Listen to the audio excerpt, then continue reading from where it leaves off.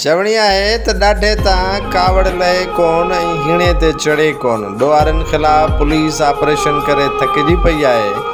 हाणे शहर मां डोड़ाए बेगुनाह माण्हुनि खे गिरफ़्तार करण जो सिलसिलो शुरू कयो आहे। ही नौजवान जंहिंजी लाश तव्हांखे नाज़रीन नज़र अचे थी उहो इमरान अली कल्लू आहे, जंहिंखे गुज़िरियल ॾींहुं सिविल लाइन्स पुलिस जैकबाबाद जी गिरफ़्तार कयो हो ऐं उन ते तशद्दुद करे संदसि मौत ॾियारण में का बि कसर न छॾी। संदसि वारसनि खे इतलाह ॾिनो वियो त तव्हांजे नौजवान खे पेट में सूरु पियो आहे ऐं हू इस्पताल खणाए वञी रहिया आहिनि। जॾहिं अहलकार उनखे इस्पताल खणी वञी रहिया हुआ त रस्ते में इमरान अली कल्लू दम धणी हवाले कयो।